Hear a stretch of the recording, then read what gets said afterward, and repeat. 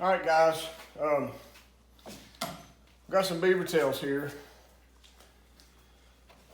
I get a lot of questions about tail oil, and there's a couple different schools of thought. Some people love it, and some people hate it. Some people have good success out of it, some people don't.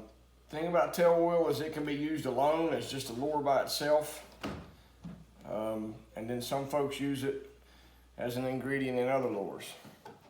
Well, we make tail oil, we use it for ourselves basically. We don't market it or sell it, or, I think you can buy it for,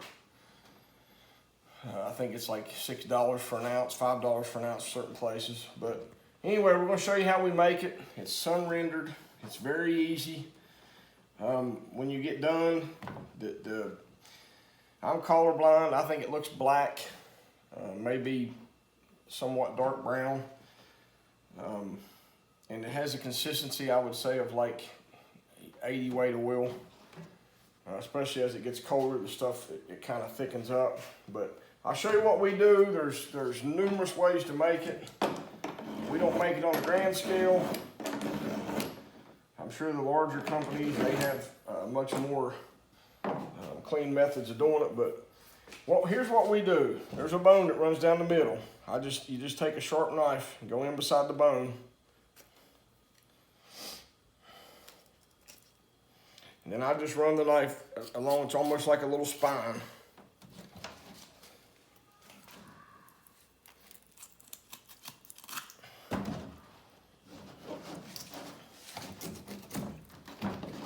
Do the same thing on the other side. Actually, these have been frozen, it's off season. It's March. I like to catch a pile of beavers and then freeze the tails. And then when you have time, have a little time to, when you're not putting up fur or running trap line or whatever, you can piddle with this. So I cut those two off, and if you'll look, real rich, nothing but beef, just fat, real clean fat. Bleeds really heavy when the heat's applied to it. And there's a bone in the middle of this. You can't see it, but there's a bone there. And what we use, some guys that do it on a grand scale, they'll use 5-gallon buckets, 50-gallon drums. I like the bigger jars. This was pickle jars. You can use any jar. I like the glass jar because I feel like it takes on more heat. But we'll fill this up. What I'll do is you basically just start cutting these in chunks. And I just like to cut a bunch of chunks out of them. And it takes a little bit of time, but I feel like the more you open that up and expose that fat, the better bleeds you get. And then, in order to save time, I'll show you what we're going to do, and then I'll go ahead and, we got a stack of tails here. We've done filled up about, what, 6 or 7 jugs? Yeah, I believe so. So, this is very rudimentary. I like a cleaver. I've seen guys use reciprocating saws, sawzalls. I've seen guys use hedge trimmers. It all works. Some guys have shops with scroll saws. Feel like it makes a mess. So I'm very rudimentary with it. I just take a cleaver. And I'll tell you something I found out that helps. These have all been frozen. Basically, if you let these begin to thaw out, it seems to cut pretty easy. And what that does is it exposes the fat on all 4 sides. So what I'm gonna do is I'm gonna finish cutting all these up. It shouldn't take too long. And then when we get to where we're ready to cap it and stuff, we'll come back on, show you what we do to finish it off. And then hopefully we'll be able to, 3 or 4 months from now, we'll be able to do a final video showing you the finished product. We'll catch you in just a few minutes. All right, guys, we're back. As you can see, I got that whole jar packed plumb full. Just as much as we can get it. I think there's 6 tails in here. But anyway, this is very important. You can't let flies get to this. If a fly gets to this and lays an egg in there, all you're going to end up with is a big jug of maggots, and it'll ruin it. Some folks say you have to vent it because it'll bust the jar. That's not true with beaver tails. I know fish tail oil, or fish oil, it probably needs to be vented. This does not need to be vented. If you want to vent it, fine. Some guys drill in there and put their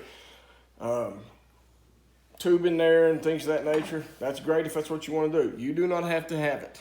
I'll show you 3 months from now. This thing's going to bleed off a bunch of oil. It's going to be in great shape. It's not going to blow the lid off. What we do, some folks use pantyhose. There's a myriad of different things out there that you can use. We just basically take an old t-shirt. Leanne normally cuts a circle out of it a little bit bigger than what the lid's going to be. We put it over top of it. And then we just take the lid and seal it down good. That way there's no way an insect can get to this. And again, flies, one thing you want to be careful about, depending on what time of the year you do this, I suggest doing it early when flies and insects aren't super active. If you let a fly get to this, all your hard work, when you go back up there a month or 2 months or 2 weeks or 3 months, whenever you check it, it's going to be full of maggots. You're going to see them crawling around in there and it's going to be ruined. Can't stress how important enough it is. Don't let flies get to it. Most of the time it's not an issue when you do it in the wintertime. But when we go bleed this off 3 months from now, I'm going to show you what we do and how careful you have to be about letting flies get to it. But anyway, we'll set this. I'll write the date on top of this. I usually like to let them set 3 months. It can set longer. 3 months from now, after this thing's set in the sun and the heat, you'll see the oil begins to rise up to the top. It's real dark. We'll bleed it off and then either add some more to the jars and continue to let it bake, or take the tails that are in there out and do something with them. And I'll speak more about that 3 months from now. 3 months from now, we'll get back to you. It's going to be just a second on this video, but it's going to be 3 months of our lives. We'll see you soon. All right, guys, we're back. Believe it or not, it's been 3 months. Seems like we just quit videoing. Here's finished product. And we got some folks swimming and things of that nature, so maybe a little background noise, but here's what we're looking for. This dark, you can almost see all that's oil. And that's what's bled off from those tails that we cut up and put in this jar. And again, it's just sun rendered. Been sitting out here I like to let mine set for 3 months. The sun basically breaks it down, that oil bleeds off and it comes up. What I was telling you earlier when we were cutting the tails up, you have to be careful with flies. If you let flies get in this, all this is ruined. So, and again, jars aren't busted. Some folks will tell you it's got to be vented and things of that nature. It's set in the sun for 3 months. We've had 90+ degree days for probably the last 2 or 3 weeks. It's been extremely hot, and this jar is not busted. Now there's going to be a lot of pressure in this, but it won't bust. There's the cloth we put in it to keep critters or keep bugs and stuff out. As you can see in there, you see the tails. This dark oil is what we're after. And again, it almost has the consistency of a heavyweight motor oil. And as it gets cooler, it gets even thicker, which is what we like. You can bleed this stuff off in like mason jars. That way you'll have it in. But I like to use the 4-ounce jars. That way, whenever I go to use it, it's already in there and I don't have to fool with it again. But that's kind of what your finished product's going to look like. And the smell, it doesn't stink. It has a very unique smell, somewhat maybe fishy and sweet at the same time. But it's not, you're going to think when you look at it, oh my gosh, this stuff stinks, but it really doesn't. Very rudimentary, I just use a turkey baster. And all I'm interested in is bleeding the dark oil off the top. So,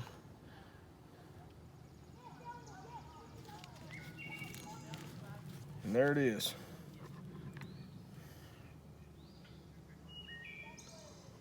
We all know the fur market for beavers right now is rock bottom. Basically, the hatter market is buying beavers and you're not going to get anything out of your beavers in terms of what they're worth and the work you put in to finish the fur.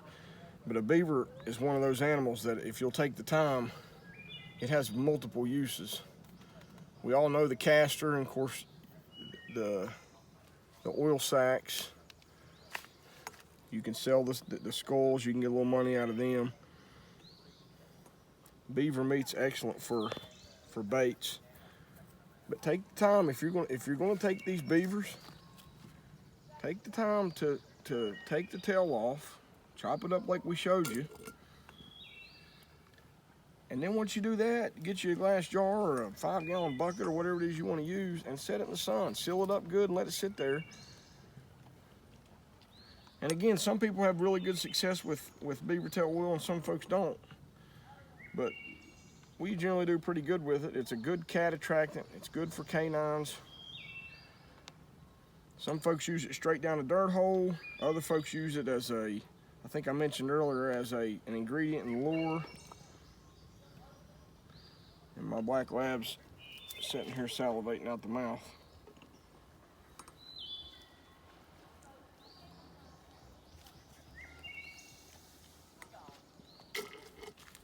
Just like that.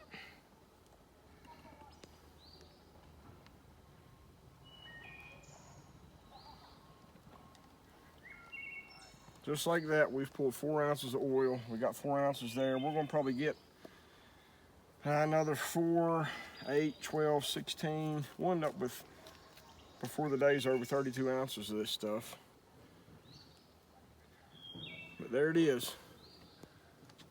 Again, get that, put it on your trap line. Sell it, trade it, barter it, do what you want with it, but don't waste your animal. And before we go,